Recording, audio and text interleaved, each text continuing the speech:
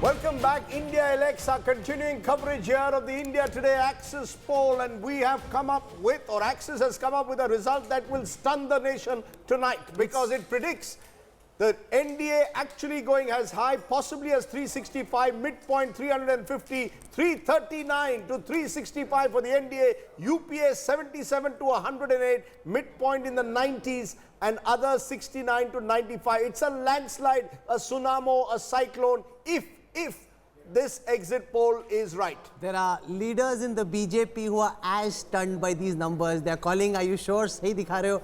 This is what the poll is showing. Let there be no doubt about it. This is what the poll is showing. Axis My India believes that the NDA will get between 339 to 365 seats. Let me show you on that race course track what the vote share percentages are. Remember, there is electoral magic that seems to be unfolding. Questions were being asked about whether this is a waveless election, whether voters are confused, whether there is a silent voter. All those theories out of the window as these Axis My India exit poll numbers come out.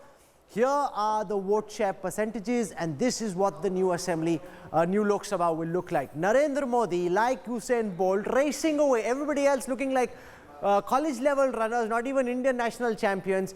NDA's vote share likely to go up to 45%. That's a big jump of 7. The UPA's vote share at 27%, others at 28. Let's show you now what the final figures are like. They will rise from the earth like a phoenix, the final figures of the Lok Sabha. This is the Axis My India projection. And as Rajdeep loves to say, if this is correct, then Rajdeep and I are taking all the compliments. If this is wrong, we're just going to put Pradeep Gupta and his team in front. We're just kidding. It's equal and shared responsibility. Here are the final numbers. Narendra Modi riding like a colossus, a champion of his times. 339 to 365 for the NDA. The BJP by itself projected to start at 293. 282 is where they were. At least 9 more seats, it could potentially go up past 300. If that happens, that would truly be remarkable. The UPA now, numbers coming up on your screen. Remember, this is not Congress's numbers alone. This is the United Progressive Alliance between 77 and 108. The Congress's tally starts at 46. The range for the Congress starts at 46, which means 5 years later, they could come down to as much as that. Of course, it goes up beyond that. But 77 to 108 are the numbers for the Congress. The regional parties projected to bag between 69 and 95. So all those meetings that Chandrababu Naidu was doing with the likes of Rahul Gandhi, Mamta Banerjee, Arvind Kejriwal, you know, they can just go for a holiday, wherever it is that they decide to go, Rajdeep, because Narendra Modi is coming back to power and he's coming back in style. And we've got a power-packed panel. Finally, we've got more people being added. Politicians are coming in because these results, as Rahul said, are going to stun us. We're also going to give individual party breakdown in a moment, because that will also reveal the big picture. Mir Sharma, Mahesh Rangarajan, Veera Raghav, Sandeep Shastri, Sharad Pradhan, Manisha Priyam, Tathagat Satpathy, old friend, politician who's given up politics, electoral politics of the Biju Janata Dal, but now is back to his role as a journalist editor in Bhubaneswar. One of those stunning results is Odisha. In a moment, we'll go state by state and tell you what's happened. But gentlemen, ladies, I want to get the first quick reaction from each one of you. Keep it short, 30 seconds each. Your first reaction, if these numbers hold, what's the big picture? Mir, you start. Well, I think the big picture is that we have for years thought that 2014 was a once-in-a-lifetime election, but it wasn't. It was a structural change in how this country operates. And we have to deal with the fact that now we live perhaps in a one-party country. Mahesh Rangarajan. So one-party dominant model, if this poll is correct. If this poll is correct. We have to wait for the 23rd because the voter knows best. Yes. But one should, just uncanny, 283 was the Congress score in 1967 and 353 was the Congress score in 71. Because Mrs. Gandhi with Garibi Hatao was seen as the agent of change. So there's always a desire for change in a country like India. But can the ruling party be seen as the custodian and driver of the change? I have qualifications because obviously this poll, like all excellent polls, I'm sure this is both the size of the sample and the quality is outstanding. But because it's outstanding, one should just put a couple of checks, because 2 states could change things. UP is one, and the other I just want to point out is AP.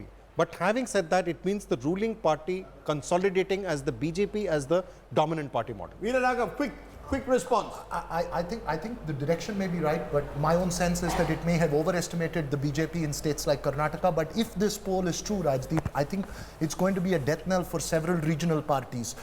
It's going to be a very difficult task for the Congress to pull through in states like Karnataka where they have a coalition. It's going to be a difficult going for the for even parties like the DMK, which will win big in Tamil Nadu, but they're going to find it very difficult to deal at a larger level. Regional parties were hoping that someone will not cross 272. So, okay, we've heard from Sandeep in a moment, but let me go to Sharad Pradhan. Well, I find this absolutely unbelievable. You don't accept the numbers? I don't accept the numbers at all, because the way they have dismissed the Gathbandhan in UP, I mean, which is where I come from, I don't see any logic behind it. And in the totality also, you know, how by what logic? Is it a bigger wave than 2014?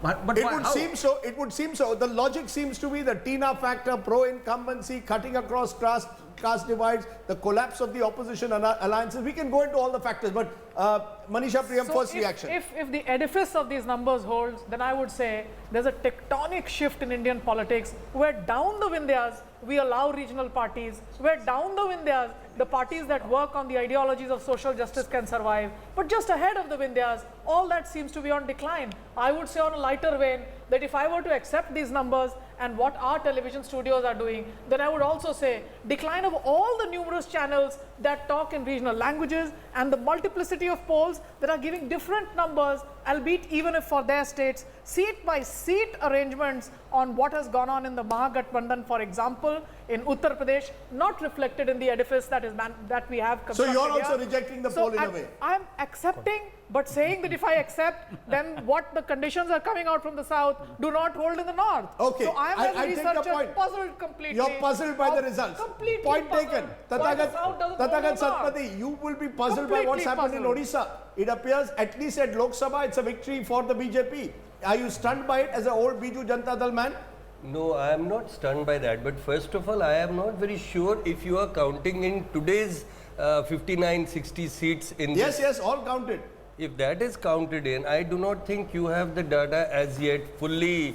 So you're also prepared. skeptical? I am skeptical because the last 3 state elections, the exit polls went completely wrong except in Rajasthan. Okay, I expect people to be skeptical today. Before I come to you, Rahul, 2 more guests, Yogendra Yadav and GVL Narasimha Rao, both psephologists, now turned politicians joining us. Always find value to have Yogendra Yadav and GVL. Yogendra, your first reaction, 350 as a halfway mark, what would it mean?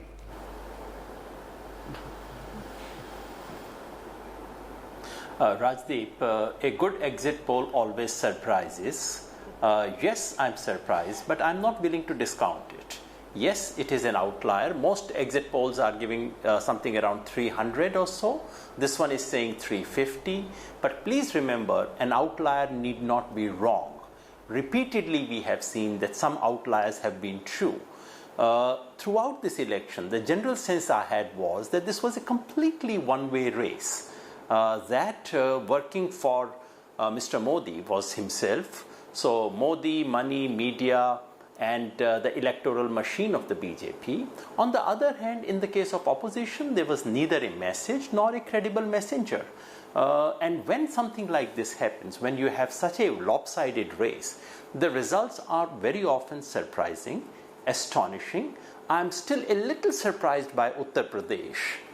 So I would wish to wait a bit, but I don't think simply because it projects a figure which is very high that we should not take it seriously. I take it seriously. I do not rule it out. In fact, this morning I had written that BJP is actually very clearly winning this election.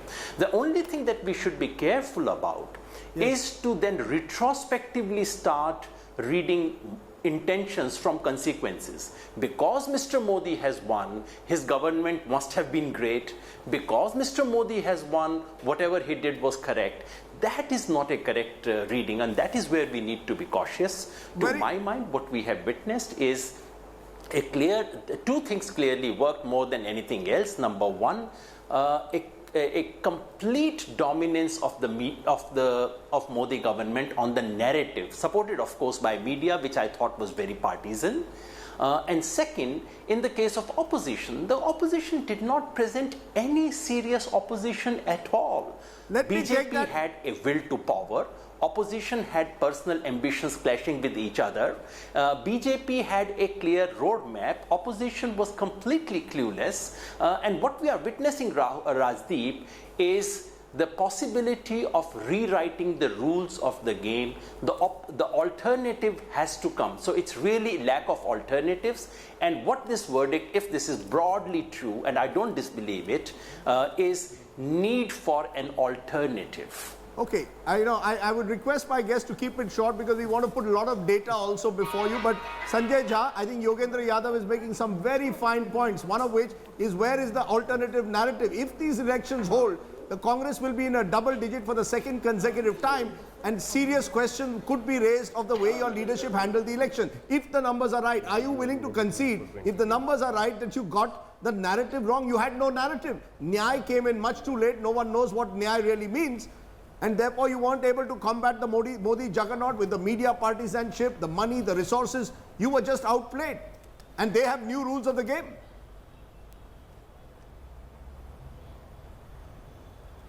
Rajdeep, we have a lot of respect for the exit polls, including yours.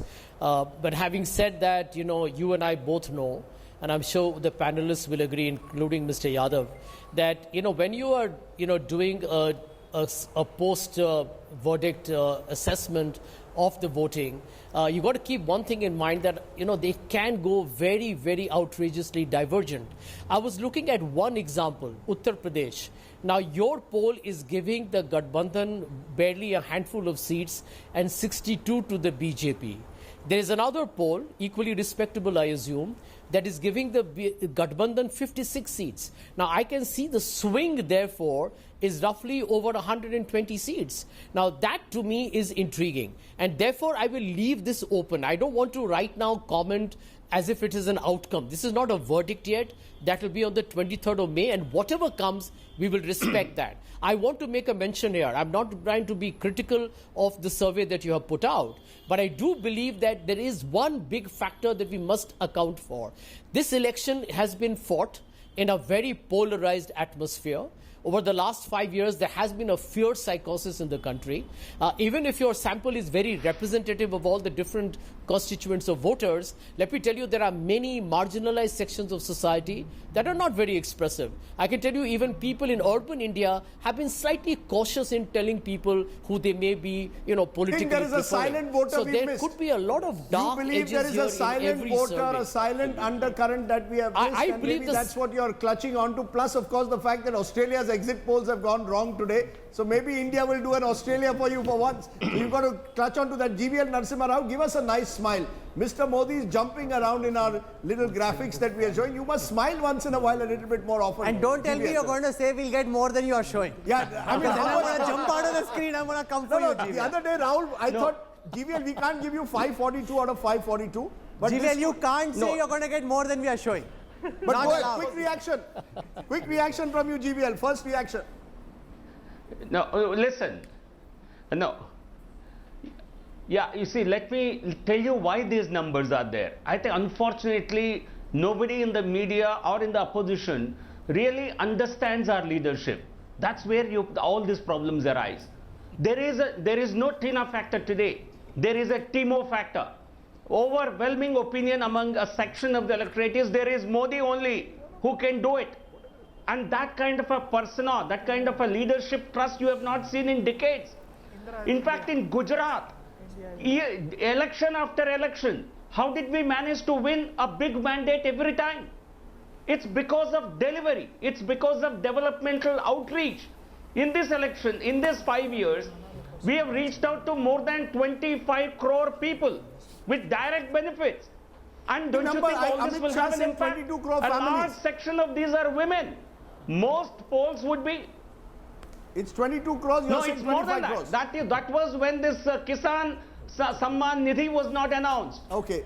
Okay, No, so if what you we add want to do Kisan now... Samman Nidhi, you add Ayushman Bharat, I think it will go way beyond. Okay, one last... So 1 second, before Rajdeep. now- I think it's important for us to understand this. No, wait. I think you take make your a point. mistake.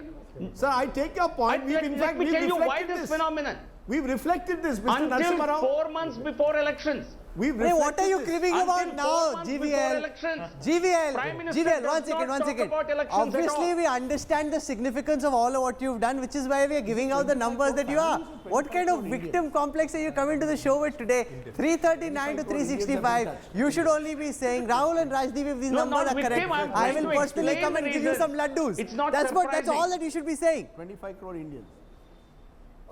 Okay, I promised our viewers that we'll work some magic when it comes to a deep dive into these numbers. So let's just start doing that now. The kind of insights you're about to see over the next few minutes would ordinarily take days and weeks for journalists, editors, and data scientists to be able to put together. We will do that over the next few minutes. I want to show you first and foremost what the new map of India could look like and how this compares. Can we just come in as close as we can so that our viewers can see this on our screen right now? This is what the new map of India could look like. You've got on the other side of the screen the map in 2014. What I want you to look out for very carefully is what's happening in the Northeast. In 2014, a lot of the Northeast was blue. Some of it was with other parties, regional parties, and very little of it was orange. What's happened now is that there is a swath of saffron that's taken over the Northeast. From the Northeast, let's just go as close to the graphic as we can so that our viewers can see this up close. Now come to West Bengal. Earlier, there was a Trinamool sweep through the length of West Bengal with just very small pockets of saffron. Now they've torn through half of West Bengal. They've got half of West Bengal in their capture, the BJP taking almost as many seats as the Trinamool in West Bengal. Now come to Orissa. Earlier, the BJD, you see that purple in the corner, this is the purple I'm talking about, that's Orissa. Now you've got the BJP dominating Orissa. That's a big change as well. Come further down. Andhra Pradesh was earlier with the TDP, this time with YSRCP. TRS was doing well in Telangana, they're continuing to do well. So the south hasn't changed. What's changed though, if you come to Tamil Nadu, earlier in Tamil Nadu, it was the AIA-DMK that did really well. This time it's the DMK that has swept. The Congress has done remarkably well in Kerala, picking up almost 15 seats according to our poll. Earlier they had 12 as an alliance, 8 as a party, and there was plenty of LDF. The LDF down, and remember, all Congress MPs, according to our poll, are safe except possibly for Shashi Tharoor. He's in the reckoning, he's in the fight, he's not out, but he's facing a tough battle. From there, let's come to Karnataka. Earlier, if you see in Karnataka, the BJP did well in the northern and the coastal part of the state. The Congress had done well in the old Mysore area, generally speaking. Now, it's the BJP that is sweeping Karnataka. That is very, very significant and substantial. Let's come to Maharashtra, where there was a lot of talk of agrarian distress, where there was talk about how the NCP Congress fighting together could do well, especially in the Vidarbha area. Vidarbha, largely saffron. Mumbai, completely saffron. Konkan, saffron. Marathwada, saffron. Except for a few pockets, the BJP has dominated Maharashtra along with the Shiv Sena. Let's come now to Gujarat. That one pocket of grey you see in Gujarat is potentially the seat of Amreli. Apart from that, complete sweep for the Saffron Brigade. Come to Rajasthan above that, complete sweep for the Saffron Brigade. The one place where you see a lot of blue is Punjab. In Punjab, the Congress has done well. 8 to 9 seats for the Congress. That's a strong performance by Captain Amrinder Singh and Rahul Gandhi there. Come down to Haryana. Again, 8 out of 10 seats according to the poll for the BJP in Haryana. The one seat where there's a fight is Dipender Huda's seat of Rohtak. Bhupender Singh Huda, according to our poll, could lose as well. What I can do also, which I don't want to do today because we've got 3 days to do this, is actually go into every seat and show you what's happening in every seat. But the problem with that is there are 543 netas and Rajdeep and I will be inundated by calls. We won't be allowed to sleep. So we will do that tomorrow. This is just a tease. I promise to do that, but we'll do that tomorrow. Let's now come to Uttar Pradesh. This is substantial as well. Remember, this time we've got a strong SP-BSP alliance, but look at the sweep across Uttar Pradesh, except for a handful of seats. So the tally of the SP-BSP is going up. The tally of the BJP is coming down, but just very, very marginally. In Uttar Pradesh as well, a big sweep. Himachal Pradesh, complete sweep. Uttarakhand, complete sweep. In Jammu and Kashmir, Udhampur, Jammu, sweep. Ladakh, sweep. Where there is a fight is in the Kashmir Valley. So Anantnag, Baramulla, Srinagar, those are the seats where there's a fight. Let's now come to Bihar, and Bihar is interesting because if you see Bihar, there is some Congress there. You know, there is some pockets of non-BJP seats over there, but that's because the RJD was fighting separate, Congress was fighting separate. This time, they could potentially pick up all the 40 seats on offer in Bihar. That would be very, very substantial. 38 to 40 is what they're being projected to get. Come to Jharkhand, where there was a big alliance between the JMM, the Congress, and Babu Lal Marandi, again in Jharkhand, virtually 12 to 14 seats for the BJP. I want to show you next the routes to power. This will help us also understand what's happening in the country.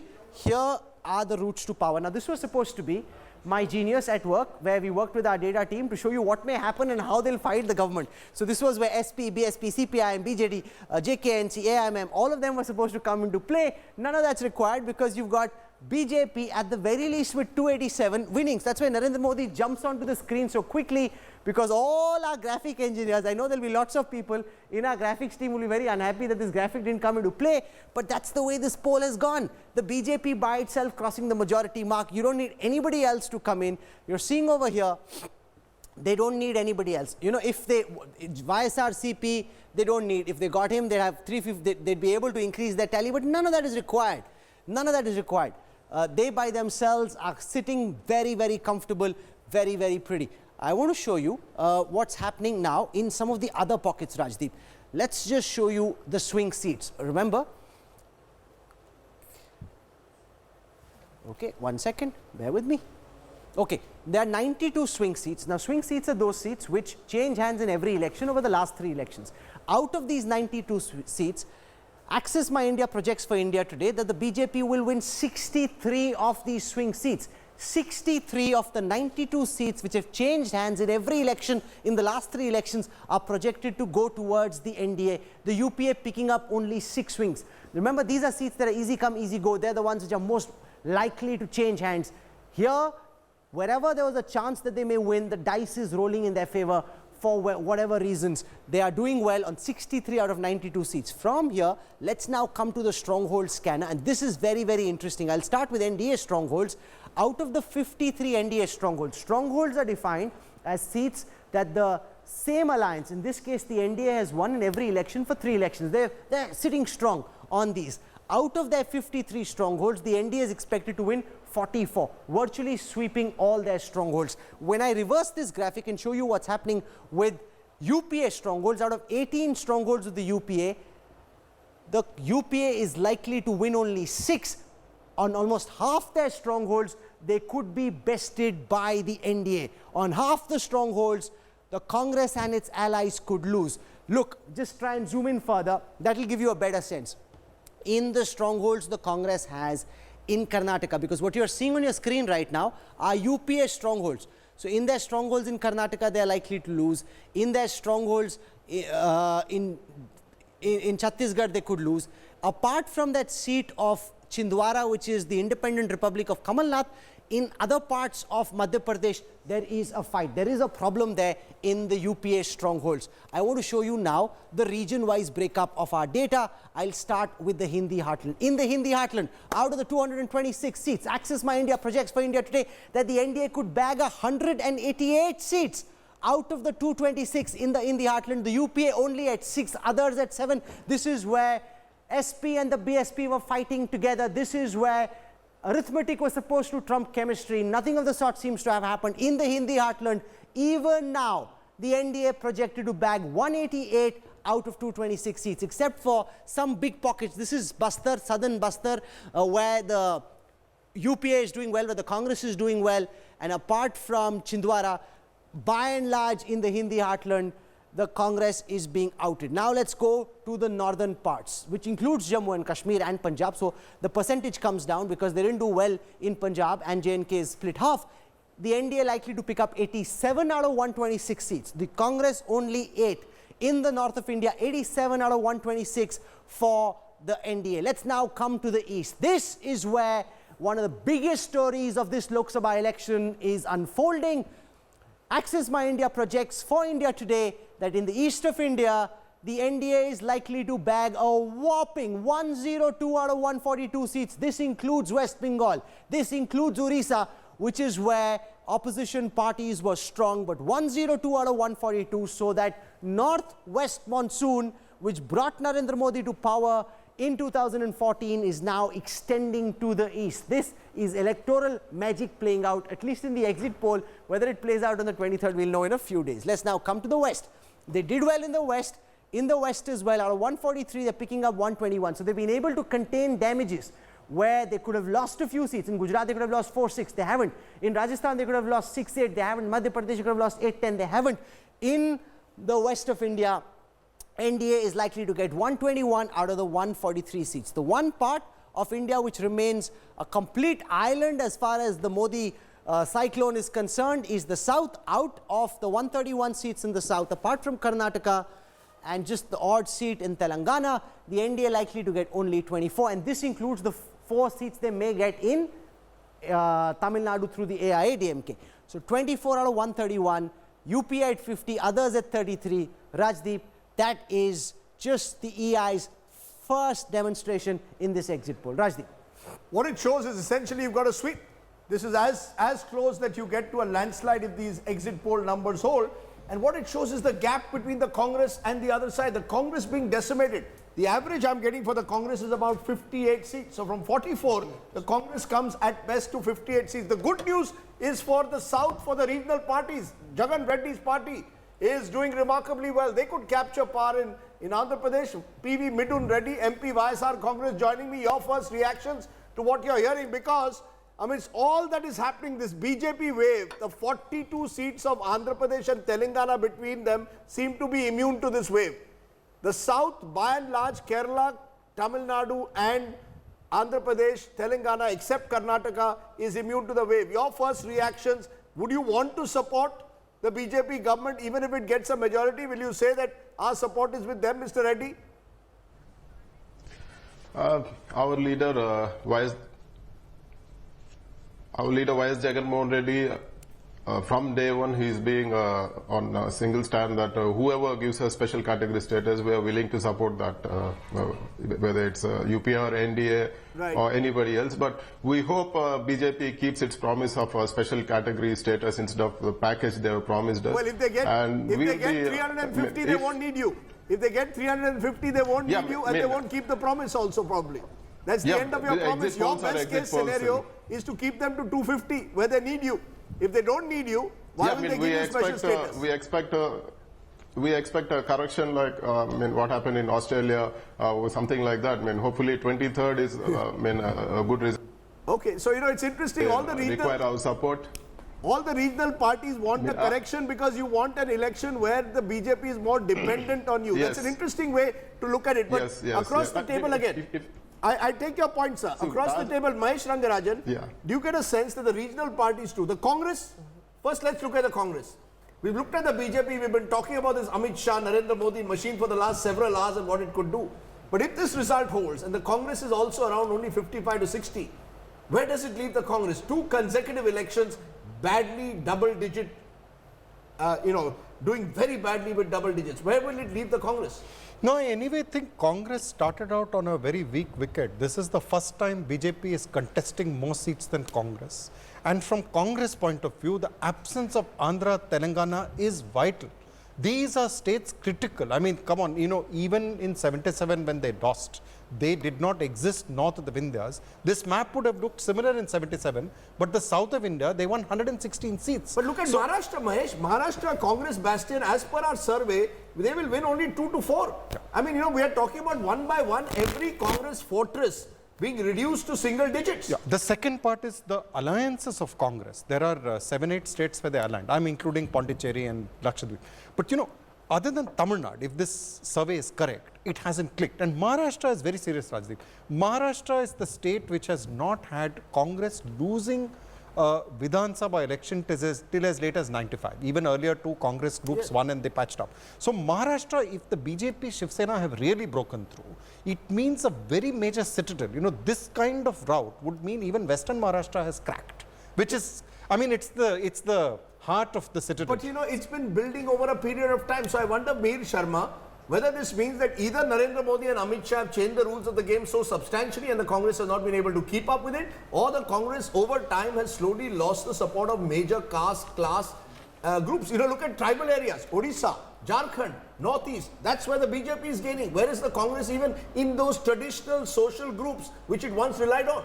Well, I think that the interesting thing here is actually precisely Maharashtra, because it used to be a Congress citadel, but also it seemed in this election in particular to be made for the Congress's strategy, right? You had, you still had a reasonable grassroots Congress organization. You had wide reports of rural distress. You had farmer marches, all right? You had a fairly workable alliance.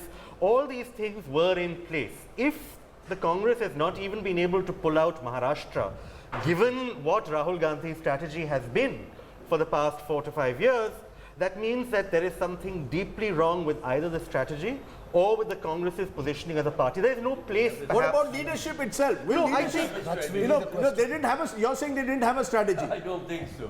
I don't think they had a strategy. They were always, there was a knee-jerk reaction to everything, and with a great orator like Narendra Modi on one side, the Congress as well as the opposition, all other parties, they had no answer. They were only responding. So what happens to this whole concept of Nyaya? You know, this the Congress that was claimed too that late, too little. Too late, and it didn't register. Yes, Manisha. Even when in Patna, for example, amongst the youth, Rahul Gandhi's rally attracts crowds. But the explanation for Nyaya is so cumbersome, and Nyaya is to be explained to a rural audience. In the rural audience, the Congress has no hold now. You are dependent on the RJD. The coalition working on the ground, the people on the ground. I think the Congress should not have fought many states, such as Bihar. It should have limited itself to the states where it had made governments. And if it had accepted that it was a strong player there, it had exhibited, for example, in Madhya Pradesh, that it was reaching out to farmer distress. But if so these, why but waste? If these, but you know, just a minute. I mean, I saw a conference by Rajiv Gowda putting out PowerPoints on Nyaya being lost on the audience because it was an urban audience that was being told that this is how we can reach out to the bottommost quintiles. So the fact is that you require an audience, a coalition with the poor on the ground in the farming fields to be able to convey this message. But if this number holds, Sandeep Shastri, what does it mean for what does it mean for Rahul Gandhi's leadership? You know, at the end of the day, who's going to be held accountable? We saw after the 44 seats that the Congress got in 2014, no one was held accountable. You know, at some level, politics is about accountability. Yeah. Or do you now believe that, you know, whoever the Congress had, given this nature of this tsunami that seems to be hitting the country, they couldn't have done anything about it. 2 points on this. If these exit poll results hold, it shows that what many of us said last December when the 3 state elections happened, that the overconfidence which the Congress is likely to suffer from because of these victories, the need to redraw strategies for a Lok Sabha election is something they did not do. Secondly, if these results hold, I think the only choice for the Congress, with now a string of state assembly elections going to start off, is to strengthen its state level leadership. They lost a chance to do this in Rajasthan and Madhya Pradesh by the type of chief ministers they appointed. I think when you empower state level leaders, you need to go the whole hill and do it. And that, I think, is the only strategy the party can use. But you know, Yogendra Yadav, look at it this way. There are, you know, if these results hold, does the Congress party take the attitude, as Sandeep Shastri is suggesting, that empower state leaders, or does it take the, you know, does it take a long-term view that, look, this is a process we are going to have to go through. Rahul Gandhi keeps talking of the long term. I believe in the long term we are all dead. So where is it that the, should the Congress be looking for short-term fixes, or should the Congress simply wither away, as some people believe, so that a new party comes in its place which offers a more credible alternative?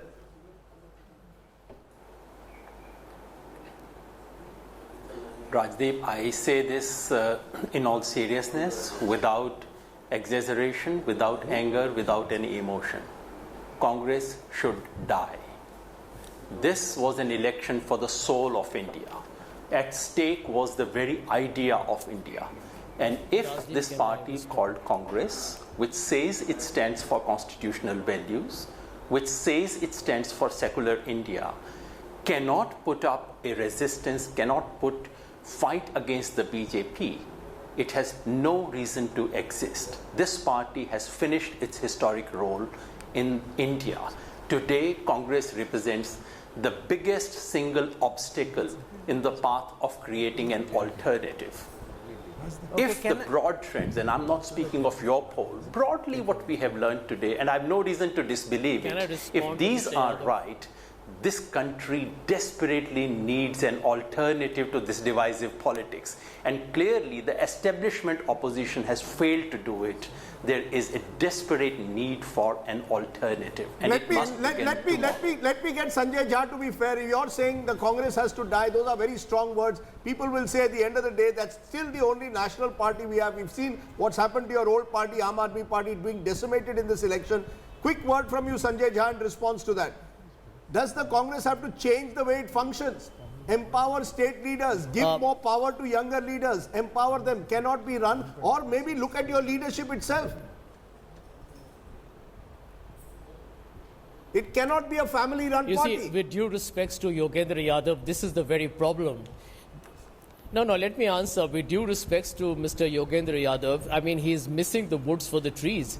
To fight for secularism or an inclusive India or a progressive and tolerant India that will be democratic and liberal and will respect the constitution is the job of the Congress party and every other party as well. I think everyone, frankly speaking, in this election has been on the same page. I think we have questioned this government in terms of the lynching deaths, the whole, the culture of violence that has been unleashed on the minorities and the Dalits. We have questioned the way they have destroyed the institutions of this country. I think we have done it consistently. I still believe, Rajdeep, this is Mahatma Gandhi's country. It will never become Nathuram Godse's. And I'm very confident when the results come out. So I want to just go across at this moment, Sanjay Jha, to Tejaswi Surya, one of the bright young sparks of the BJP, highly controversial for many, but clearly popular according to our polls.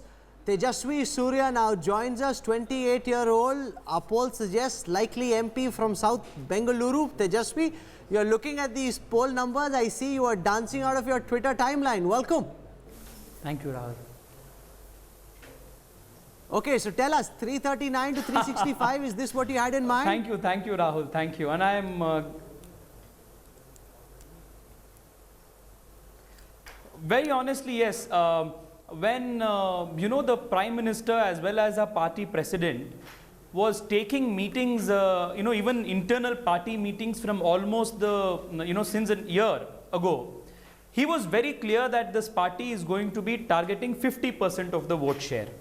So the way the party has run the campaign, the way party president Amit Shah has steered and navigated the campaign in the last 3 years, is a case study for any political student, any political worker around the country and across the globe, just to understand the clarity in thinking, the grandness of the vision, as well as the impeccability in the execution. So this is a hard-earned victory that the BJP will experience on the 23rd of May. This is a victory for which literally our party workers, especially in states like West Bengal and Kerala, have literally shed their blood and have sacrificed their all to get the party to what it is doing. Therefore, this is a very hard-earned victory. And Rahul, there is just one other thing that I would want to say. Sir, just one thing. In 2019, one big message that the country will be giving is this country respects honesty, sincerity and hard work by its political leaders. And this is a new India's electorate, and this young electorate of New India will vote for their leader who responds sensitively to their aspirations. And this is a message where politics and its rewards will be dependent on the performance of the leaders and not on their pedigree. This is the one unequivocal message of New India in 2019. Mr. Surya, Mr. Rao, either one of you can take this. There will be those critics who will look at this and say this is the first step towards a complete Hindu Rashtra. You're getting a 2/3 majority possibly for the first time if our numbers are right. And that Hindu Rashtra then comes with Article 370 being scrapped, it comes with the Ram Mandir being built, it comes with a parliament that is dominated by you. I can see you smiling, GVL Narasimha Rao, but please understand there are also voices still in this country who want to ask those questions. And therefore I ask you this, will you take this victory, if this comes, these numbers, 2/3, as a mandate to do all that? To scrap Article 370, to go ahead with your ideological agenda, which you've been unable to do in the past because of coalition pressures. I want a straight, direct answer if these numbers hold.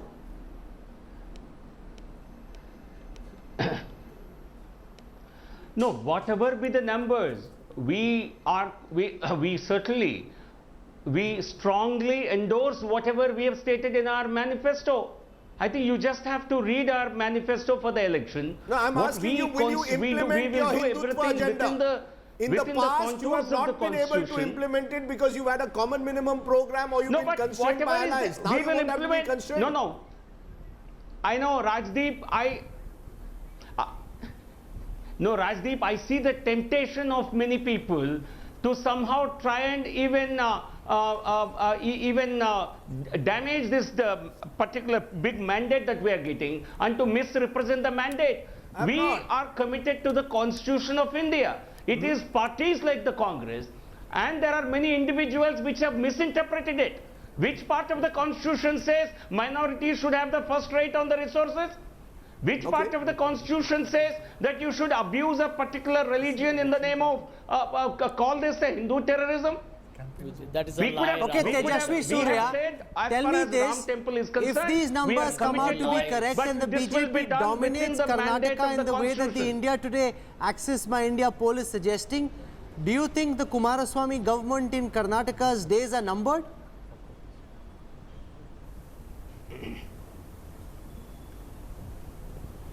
Rahul, these are calls that the senior leaders of the party will take. I am too small a Karyakarta to be commenting on matters of this importance. But I can tell you that the lifespan of the coalition government in Karnataka was always numbered from the very moment it came into existence. In 2018, the people of the state gave a majority, gave the BJP the opportunity to become the single largest party, and that was the very clear intent of the mandate. And for whatever political reasons, and again a negative reason, just like the Mahagathbandhan has, to keep the BJP out of power and no other positive agenda, these two parties have come together. And I think the writing is on the wall is very clear. The people of the state are expecting, that their mandate in 2018 will be respected at least in 2019. So, and you are the bickering, the internal Rajdeep, bickering if they win a between the mandate Congress as and big the as this, JDS, can anyone hold against them if they push through on some of their ideological commitments? Look, at the end of the day, if they want to push through with the ideological commitments, they can bring a 2/3 majority, scrap Article 370, set up a Ram Mandir. No one is going to stop them. But, please appreciate, I think Mr. Modi is a clever enough leader to realize this. You don't win elections by confrontation. You win. Mr. Modi wants to go down in history. Haven't you won this election through confrontation? No, 1 minute. He's been very clever about it. I think he's played two cards. He's played Vikas. At the same time, he's played muscular nationalism. Mr. Modi plays different cards in different parts of the country. You look at Mr. Modi's speeches that he will make in the southern part of the country, look at what he will say in the Bengal, look at the speeches he will make in Jammu. This is a leader who tailors his speeches, his agenda. What's wrong with that? That's a very sensible thing to do. My point, therefore, I'm saying, I don't think Mr. Modi will go in for a confrontation from day one by raising these so-called divisive issues, even if he gets such a... Rajdeep, can I give a I'll tell you what he's going to do. In 100 days, his first agenda is to try and bring back Nirav Modi and Vijay Mallya to India. Because I think what he wants to do, he wants to put one member of the Gandhi family in jail. I'm being very honest. He wants to make sure the next agenda is to show that, look, I've become... Because one of the charges against him in this term was, you promised a lot, you didn't deliver. My bigger fear for Mr. Modi is the economy. Look, you win elections through home delivery, Shauchalay, through Ujjwala, but there is a serious economy challenge this country is facing. And I don't know whether Mr. Modi has devoted enough time in term one to it. He's going to have to look at, key issues which go beyond division. So I think Mr. Modi is too clever a politician on day one to go for divisive issues. Yes, Mahesh. It's very difficult to predict what he'll do. This is all assuming if it is 350. Assuming that a government comes back. Mrs. Indira Gandhi was a tentative leader in her first few years. 71 after 353 seats. When she hit a crisis, we saw a very significant bid to do two things. Centralize power in her party, and there was a serious bid during the emergency to rewrite the constitution.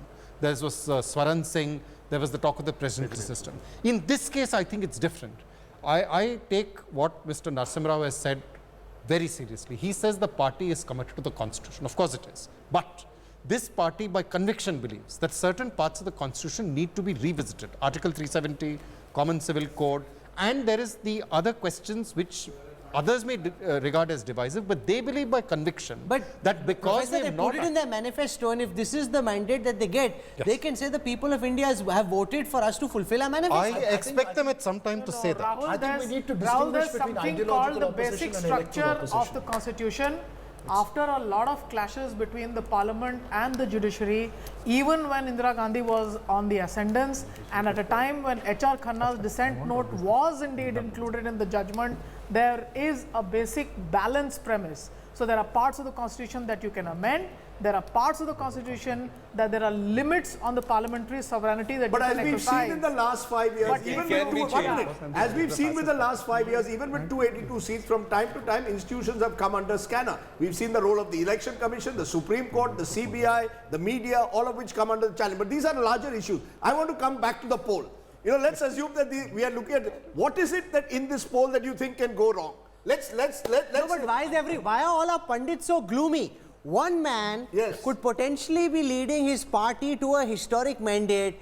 You're all looking as if somebody stole your chocolates. One second. This is one of the biggest electoral victories. If this is what comes true, you have to give the man some credit. It's not like doom is I want to because Modi is getting this. I think we have to look at that. There was a man called Montesquieu who said, even in victory and in majoritarianism, look at institutional ways, and that's a democracy in which you can hem in power. But let's look at what is the biggest surprise for you. Gloom. What is the biggest surprise for you all? Out of all these verdicts that we put out today, is it Bengal? Is it UP?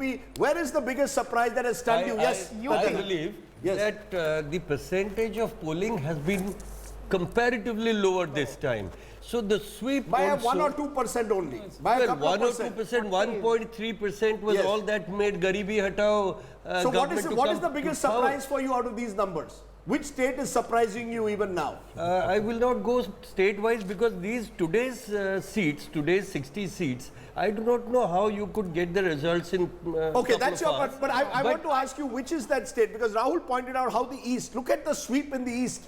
Is that the big story of this election at the moment? The sweep that's taking place in the East? Is it the fact that Uttar Pradesh, you are combating the Mahagathbandhan? Yes, I think the surprise for me would be Karnataka, which is a state, and which only shows to me, and to my mind, it shows if this is true. I do not think it's going to be true. Will the government of Karnataka fall if these results are true? It's definitely falling if these results are true, but leave that aside. I think this means if this is true, and I don't think it's true, I reiterate that, if this is true, it means that conventional arithmetic and electoral logic does not work in India anymore, and only. Which is the biggest surprise for you, Yogendra Yadav, if these results hold of our poll? Okay, let's go across. Yes, what's the biggest surprise, Sharad Pradhan? Uttar Pradesh is a big, huge surprise because it's unbelievable that you can't accept it. Because the range amongst best polls is between 14 to 57 seats. So okay, but Sandeep Shastri, let me turn this on you. Which is the biggest takeaway? We are putting lots of takeaways. The fact is this is an election which is seeing the word that we keep on using, tsunami. If this is actually the kind of tsunami that we are talking about, look at all the takeaways that we have for you. BJP is breaking the 2014 record, 1. Number 2, Modi's chemistry is trumping arithmetic, whether it's in Karnataka, whether it's in Uttar Pradesh, whether it's in Bengal. Lotus is blooming in Bengal and Odisha. 2 states that were relatively impervious in the past to the BJP. The South has stopped the saffron surge except Karnataka. The Congress is losing in the 3 states it won in 2018. The BJP is holding on to the Hindi belt. It's dominating the Hindi heartland. The BJP wins Maharashtra, MP, Rajasthan, UP, Bihar. So it's the party of the Indo-Gangetic heartland in a manner that perhaps has never happened in the past. Modi magic has beaten Gathbandhan in UP. Modi has given a jolt to Didi, Congress failing to cross 100, maybe even below 75. Out of these takeaways, these are all major takeaways. What's the one that you think has got long-term importance for the future of this country? Of all the takeaways you talked about, for me, the one I look out for on 23rd is, will the nation see the type of sweep across states that our exit poll is predicting? Yeah. We are looking at, in this exit poll, several states where the BJP is simply 12 states in my 12 states sweeping that state. I'm not too sure whether that sweep will hold across all these states, and if that were to happen, our numbers would change. No, very but what it also suggests is that we are moving under Narendra Modi at least into a seemingly presidential form of electioneering, where people have voted for Modi. You know, one of the themes that comes out from our exit poll is a lot of people said local candidate majburi hai, Modi zaruri hai. But You know, that's that's what the happened in sense. 2014 also. It No, was all but then, a Modi-centric election. there were people who run big data cells calling that a black swan moment. It's not. The question that you need to ask is this the new normal? I'm not saying it is. I'm saying that's the question. I that agree with ask. Rahul. Because if something happens agree 3 with times Rahul, over, yeah. it cannot No, be I a black agree swan with And Rahul, moment. absolutely, and I think I the agree with difference. Rahul, No, yeah. just a minute. I think the difference between 2014 and 19. 2014, there was anti-incumbency against the Manmohan Singh government. This is a pro-incumbency vote. Let's be very clear. No, I think people are asking for 5 more years. Now there are two views to look at it. There is no alternative. Or most Indians believe, यार 5 साल बहुत कम होते हैं, 10 साल तो कम से कम देने चाहिए. कांग्रेस को हमने 70 साल दे दिए. कम से कम मोदी को 10 साल दे दे. That is possible. Which of these views do you think is the one which has driven this tsunami? What has driven the tsunami this the time? landmark would be, if BJP were to cross 300 seats on its own, there have been 6 times parties have crossed 300 seats. But I'm looking at post-77, 1980 and 84, and we'll all agree 84 was an unused election. So a party crossing 300 seats, securing a majority twice on its own, and across so many states, the Indo-Gangetic heartland, so-called heartland, I think India's heart is all over India. I don't think it's concentrated in Hindi speaking India, but holding UP, Bihar, winning the most industrialized areas, Gujarat, Maharashtra, and most important, making major strides in the southeast coast. But I think the eastern coast, West Bengal, Odisha, are national parties taking space. But is when very we have to look at conventional logic, you know, Mir Sharma, the so-called Khan Market Brigade, to use Mr. Modi's term, believe that, you know, even if this is happening, as I said, it's the rise of the Hindu Rashtra. Should they also be re-looking at the way Modi does his politics? While you look at maybe some of his attempts to stretch the rules of the game when it comes to the media, the use of money, but also the cleverness when it comes to home delivery, 22, Why 25 can't it be crore. the end of the appeasement, Rashtra? Is it the end of the appeal? You tell me what it is. This is a Are new people, appeasement. are people being attracted to Modi because of the end of appeasement, Rashtra? Is it because he's given home delivery to poorer families? It's not the suit boot ki sarkar. You can't win an election of this magnitude as a suit boot ki sarkar. What is Modi's magic about if he's able to do a huge victory like this again? What's changed? You keep saying the economy is in trouble. The people don't seem to agree. Well, I think that, as Mahesh and I were discussing a little earlier, it's very unusual to have a landslide win in a slowing economy. Yes. And when consumer demand is down and when there is public distress. This is not an economics-based mandate. This would have surprised most people who believe that the votes, that election results come from economics. This has come from something else, and the Congress fought, in the end, a good left-wing liberal, semi-socialist campaign. All right, it did not work. They said all the things that the Khan market liberals would like them to say. You know, they put all the nice things about institutions out there. Nobody cared. According to we need to take a break. My I point is wonder if they're going to in change the poorer Rajdeep. parts of the country, the poorer part. Look, Mr. Modi, these numbers hold, is winning in poorer parts of India. East of the... Because it wasn't a vote about economics. So let's take a break, It was a vote about economics. What was it a vote about there? It was a vote about Modi's personality, about nationalism, and about Hindutva. You're saying that in Bengal, in Odisha, in Northeast, In this is a vote... Bengal in particular, it was a clash of identities. It was a clash of a Hindu-Muslim identity versus a Bengali, non-Bengali identity. And we have to see how that turns out. And if everybody keeps hitting out at Khan Market in this fashion, soon there's already a proposal being moved to change the name of Khan Market.